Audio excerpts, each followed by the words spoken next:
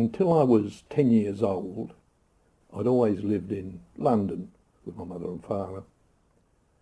But then the Second World War started and the Blitz began really terribly. So my parents decided to move down into the country to get away from it. And for some reason we turned up in a pretty remote part of England, the east part of Suffolk, just along the strip of the coast there. And my father had taken a job with the forestry department, cutting down trees. And a home went with it, which was a tiny little brick cottage. And it had no facilities at all, no electricity, no water. There was a well outside, and we took it in turns to wind the bucket up. So it was a complete change in life. Mostly it was a bit of a shock for my mother and for my father because it was incredibly hard work. To me, it was an absolutely wonderful time because we were right on the edge of a place called Stafferton Park, which had old oak trees that had went back hundreds of years, and nobody lived there but the animals, rabbits, a few wild deer. And I had no neighbours, no other friends of my age, so I used to go out and play amongst these idyllic settings. And of course I invented all sorts of stories for what I was doing there.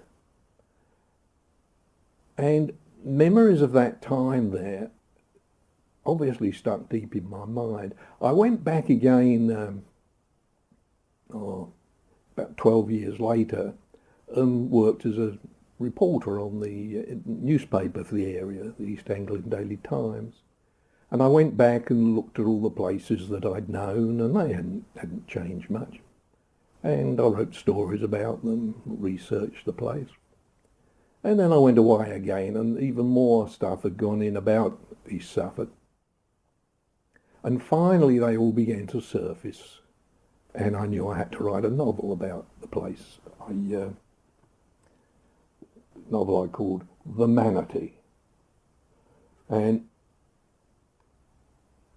there were lots of reasons why I called it that. When I went back to look at the area, I found they'd built a nuclear reactor at Sizewell, just along the coast. And I was very fond of Butley Abbey, the ruins of it, the remains of it. And I saw these two, the ancient centre of spirituality, looking across the flat waters at this little humped building of the nuclear power station.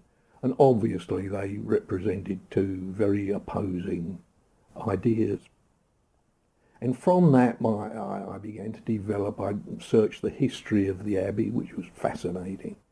And Orford Castle came in, and then across to the nuclear power station. Found a lot of details about that. And in the course of researching about nuclear power stations, I came across a story of a similar place in Florida, where a dugong had found its way into the warm water that was coming out of the power station. I'm very happily living there. So again, I brought this idea over to the Suffolk coast there and put one in the waters coming out of the Sizewell power station. And between these two things, it grew into, I find anyway, a fascinating book. And I had a person based on myself as a young newspaper reporter exploring all this stuff, and the strange characters who lived in the area. And the more I looked into it, of course, there were American airstrips there during the war.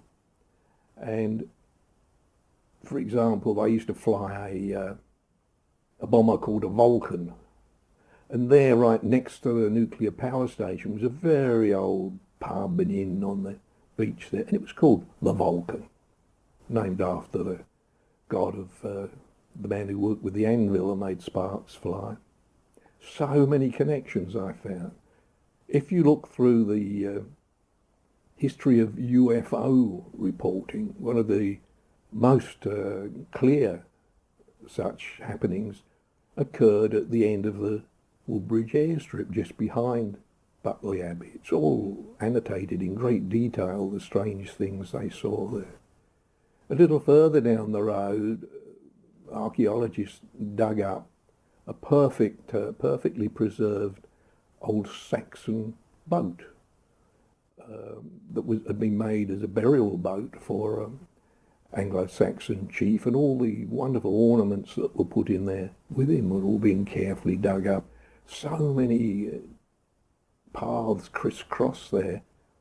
And I began to realise that this was probably why the place felt so magic to me as a child. It was like ley lines crossing and making this magic atmosphere to the place.